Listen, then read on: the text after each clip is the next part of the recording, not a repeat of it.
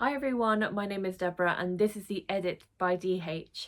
Today I'm bringing you a video that's so different to what I normally do, but I'm so excited for it. My belly is so excited. Normally you're used to seeing me do beauty reviews and that's not going to change. Beauty is still my #1 passion. But obviously pre-pandemic, I used to have something called a life. I used to love eating out, traveling. I mean, who doesn't? So that was my main thing. And as we return back to normality, I do want to do more travel vlogs. When I go traveling, I basically want to take you guys with me. When I go to nice restaurants, I want to take you guys with me. But right now, because we're still somewhat in a slight lockdown in the UK, it's a bit complicated. I am not comfortable going to central London until I've had my 2 vaccinations. So right now I've had 1 and I've got my second one due in August. So until then, I'm not really comfortable traveling to central London or even on public transport. So I am holding out, but I had an idea to bring central London to me. So recently I watched a video about afternoon tea and specifically Michelin afternoon tea. Now that word, I know in England we normally say Michelin or Michelin and it's really confusing, but I think the French way to say it is Michelin, which would be the authentic way to say it. I believe this is one of the few Michelin rated, like 1-star rated afternoon teas in the UK anyway. So I am so excited. I haven't even opened it yet, guys, because I wanted to do it on camera. So it was just delivered. It's super duper heavy. Can you see how massive this bag is? It's like huge, it's huge, but it's so gorgeous, the bag. Like the bag itself I would keep and reuse for sure. And it says, for example, the parlor, and then obviously it says sketch, which is where it's from. I think it is under the chef Fred Don, but I will put all the details in the description bar below. So I'm opening it up. So I believe this is the receipt, but look how cute this is. There's a wax seal in pink. I mean, if you love pink, then you will love this. I'm not the biggest pink fan, but even I'm quite excited. Oh, it's not the receipt, it's actually the menu. So that is so cute. It says your meal was lovingly prepared by executive head chef Fred Don, which is what I said earlier, and executive pastry chef Christophe Gasper. So that's the writing just there. And then on the back it says your recyclable packaging explained. So obviously everything is recyclable. It says it's 100% recyclable paper.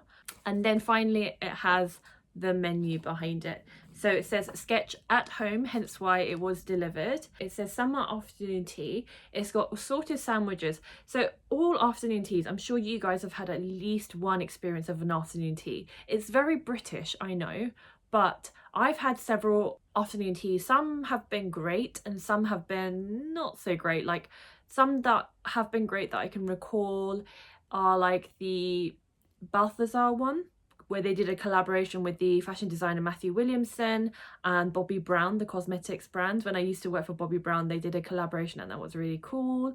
And also I've had the Mad Hatters one and also the Charlie and the Chocolate Factory Willy Wonka afternoon tea. They were all great. I've had other ones which weren't that great and the sandwich has been so bland and boring, but I'd be really interested to see the Michelin take on all of these afternoon tea delights. So with the assorted sandwiches, there's the 𝕚𝕚𝕚𝕚, then there's the Coronation chicken sandwich, which I'm not normally a Coronation chicken sandwich fan. Then there's the cucumber and asparagus sandwich, the salmon sandwich, and then the truffle brioche bun. And then obviously it tells you as well exactly what's in there if there's any additional ingredients. Then there's the petit gâteau, which is the cakes. So there's orange and pistachio globe, peach and verbena cheesecake, Mara de Bois Battenberg, blackberry marshmallow and chocolate choux. Then there's the scones, sultana or plain Cornish clotted cream. I have to say, I love Cornish clotted cream, by the way. It's got like 1,000 calories. I mean, I'm guessing because it tastes that good. And you know when something tastes good, it's got like a gazillion calories in it. And then orange, strawberry and poppy jam or organic fig jam. And then Victoria sponge cake as well. So it sounds amazing. And on the back you've got the allergen information, which is fantastic as well. I think you had the choice to choose a vegetarian or even a pescatarian menu from my memory, but obviously I was like, no, I just want the original menu, thank you. So from memory, I think the afternoon tea was £55 per person, which might sound like a lot, but honestly for Michelin that is not a lot, I can guarantee that. Obviously you have the choice to choose alcohol, so you could either have champagne or you could even have like cocktails. So I decided to go for the champagne option, be very bougie. To be honest with you, I'm not really a champagne girl, but I thought why not make the most of this experience. So this is the champagne bottle, which is 200 ml, and I think it was an additional £19 for this bottle. And then obviously there's like additional for, I think, delivery charge as well. There was definitely a delivery charge, which was a little bit hefty. But again, if you think about like you having to make that effort to go to central London or even get a cab or even just a ticket, to be honest, to London, it's not that bad to have this packaged and delivered to you ready to eat. So they also give you a separate tea bag, and I think this is, you know, you sometimes often when you go to afternoon teas they give you the option to have like normal tea with your afternoon tea and alcohol. So this is the 𝕕𝕠𝕚𝕓𝕒 tea. So it just says to leave it for 3 minutes in water at 100 degrees, as in boiling water, to enjoy the full range of aroma from the tea. So there's two. So just to explain, I am going to be having this with my other half. I'm not that cruel where I just enjoy this by myself, although I'd love to. But obviously my other half will not be on camera. I won't show you me eating the whole thing. I don't think that would interest you either, but I will definitely show you what I got. I will open it up in just a moment and I will give you the verdict of some of the things that I eat. I've actually got a little bit of like, phobia is a wrong word, but I've got a little bit of an OCD about eating in front of people that I'm not familiar or comfortable with. And I know I'm kind of talking on camera right now, so it's not the same, like I'm not face to face with you guys, but I've got an OCD about like things getting on my mouth, and it sounds really ridiculous, I know, but doesn't stop me from eating. And as you can see, I haven't got lipstick on for obvious reasons. So less talking, more opening. So this is the box that the afternoon tea comes in. I mean, how gorgeous is this? Again, you could keep it and use it for other things. Like I'm instantly thinking I can put my makeup in here, I can put other accessories or jewelry or even belts, etc. So this is really cute. So I just wanted to show you me opening it. I can smell this food wafting through the paper and it smells delicious. So wow, that is the afternoon tea. It looks incredible. Like look at the desserts, guys, seriously. That must be the sandwiches. Cakes there. And then obviously the scone and then the jams. I feel a bit robbed though. I wish they had put 2 scones in there. That would have been nicer. But anyway, this is what it looks like. By the way, this has sort of been like on its side, so hopefully it won't spill everywhere, especially not on my dress. Woo! Mini celebration. And of course it's pink, which is a gorgeous colour. Cheers!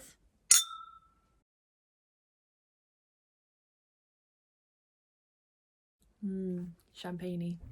So this is the 𝕕𝕠𝕟, and this is the one that has egg white petal there at the top. So cute. I want to show you properly, but it's going to fall.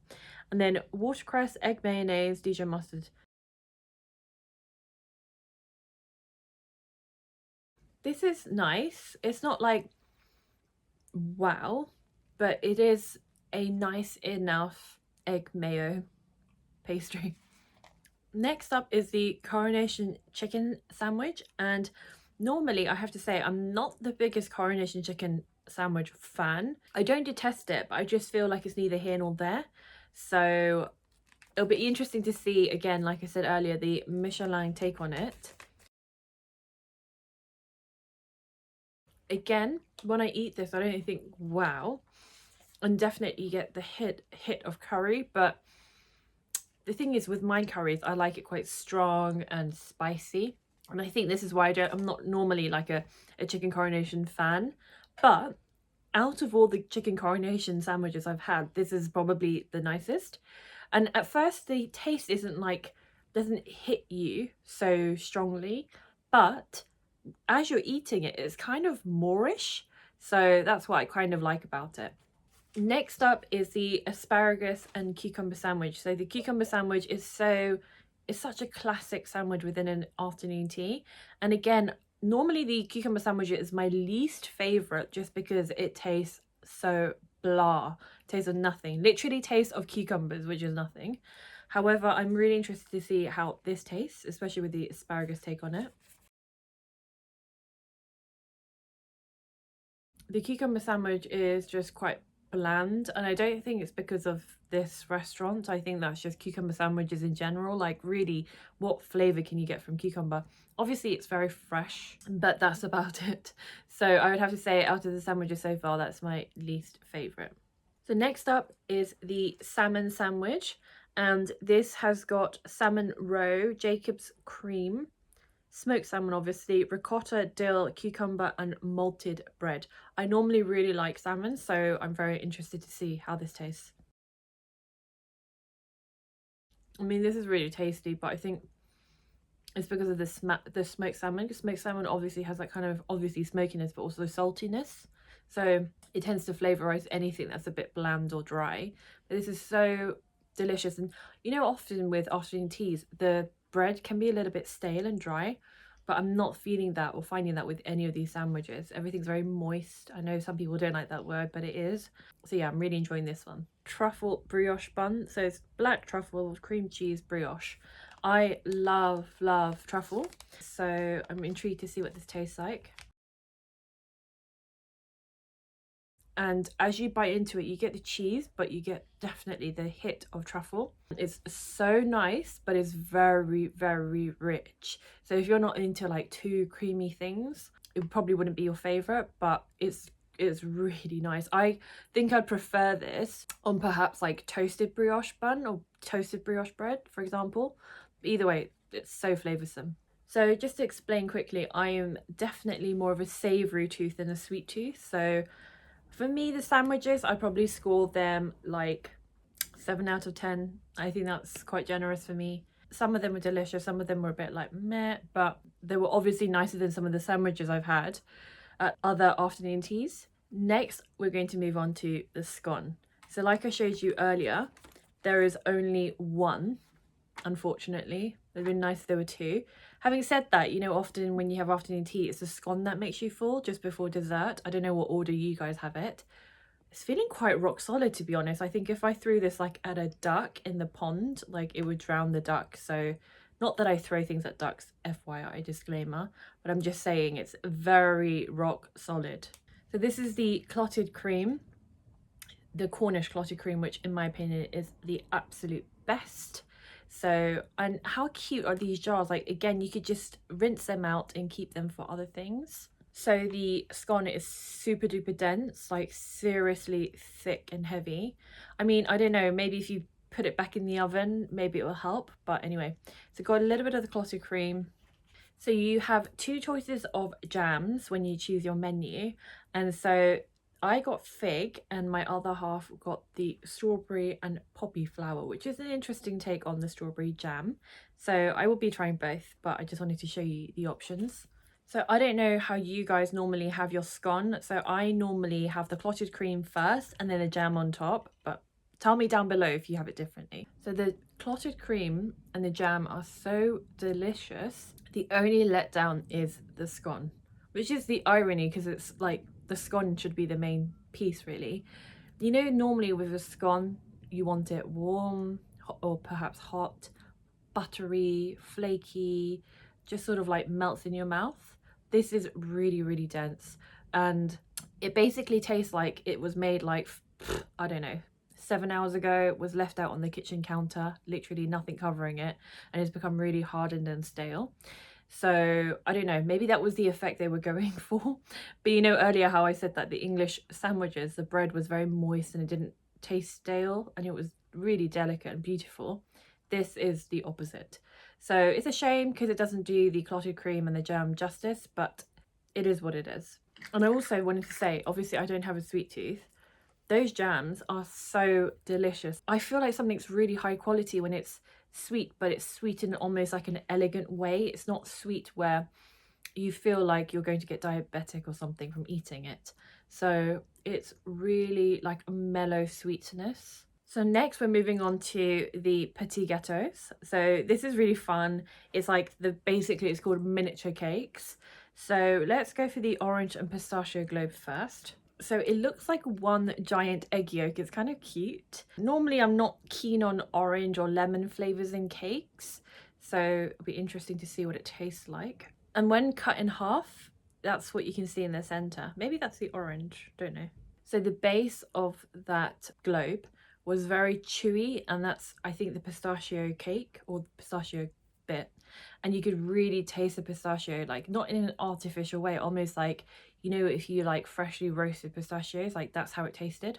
And then with the orange, it was like a very slight hint of orange. It just worked beautifully together. I think it had a little bit of white chocolate in it as well, but it was just like a perfect marriage. So that was really nice. Next up is the peach and verbena cheesecake. So you see it looks like a traditional cheesecake.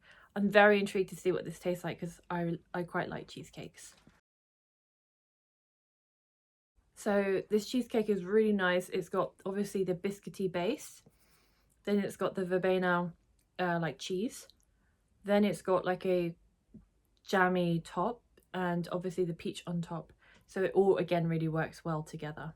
So this is the Mara de Bois Battenberg. So Battenberg is obviously quite a famous cake, but this is like a miniature, gorgeous, cute version of it. I should say this is my least favourite cake just because it's quite sweet. But if you've got a sweet tooth, obviously this is ideal for you. The cake inside, the sponge inside is quite sweet, as well as obviously icing is extremely sweet. Then there's jam. So it's just like sweet upon sweet upon sweet, sugar upon sugar. But I mean, it's nice. It's just not my preference.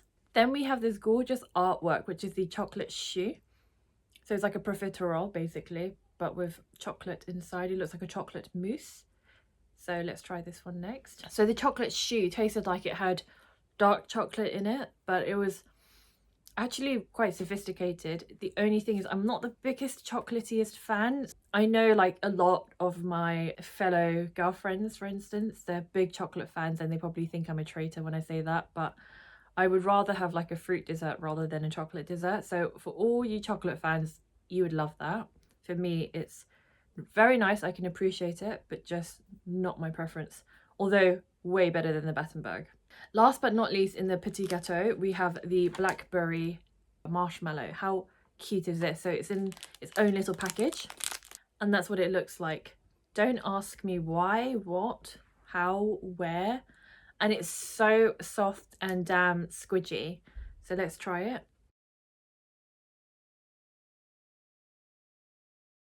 It's almost like a take on a kid's sweet because of the blackberry and the sugar flavour. Would I want to go out and buy more? No. But was it nice as a like one-off experience? Yes, it was quite fun. Last but not least is the Victoria sponge cake. I mean, it looks freaking incredible. Look at that. Raspberry. Is that watercress? Anyway, some cream, jam, and then the sponginess. The one thing that can go wrong with Victoria sponge cake is that it comes out dry, but even from touching it with my finger, it doesn't feel dry at all. It feels really bouncy and soft. I'm not really a Victoria sponge cake fan, but even I could appreciate that was a really nice Victoria sponge cake. Like, it was, again, very soft, had a really nice tartness from the raspberry that was in it, the actual raspberry. And the cream, the jam, everything just balanced out really well. So if you're a fan of Victoria sponge cake, you'll definitely be a fan of this one. So for my final thoughts, I really enjoyed the experience as a whole. I just perhaps felt a tad underwhelmed by it. Maybe if you're in the restaurant and you have the whole ambience with, you know, the setting and people serving you, and you know, you're having cocktail after cocktail, yeah, maybe it's going to be a more incredible experience versus being in my, you know, living area at home. Sandwiches wise, like I said earlier, I gave it like a 7 out of 10. With the cakes, they were delicious, some more than others, and I would give it an 8 out of 10. The overall experience, I'll say an 8 out of 10. The scone really was the only thing that I think really let down the afternoon tea, just from how dense and sort of dry it was. But I'm really looking forward to keeping the clotted cream and the jam jars so that I can have it with, I think I'll just get like some scones from my local Waitrose, for instance, and then just heat that up and have it, and I think it'll be so delicious. So overall, this 2 packages plus 2 champagnes plus delivery, I think was like, I want to say like 180. I will put the correct price on the screen if I'm incorrect. 180. Now that I know is a huge amount of money. Not everyone's going to be able to afford it. It would be great if you aren't comfortable going to London and you kind of want to treat yourselves at home and make a special afternoon or have a special evening together. Then yeah, you can definitely do that. For an everyday lunch, obviously it's excessive. You could also save money by not getting the champagne and just having your own freshly brewed tea at home, because that in itself will save you £40. Alternatively, if you live close to central London, I think you can even collect from them directly, and then that would save you the delivery fee. So overall, it was nice enough. Perhaps I had too much high expectations for it. But anyway, I really hope that you guys enjoyed this video. I know it's so different to what I normally do. Please let me know down below. I'd love to know what your thoughts are, whether you enjoyed watching this. Once the lockdown's completely lifted, I promise you I will do more content outside, whether it's travel vlogs or taking you out on like a day out with me or a weekend away. But for the meantime, this is the best that I can do, and I hope you enjoyed watching it. Until next time, thank you so much again for watching. Take care of yourselves.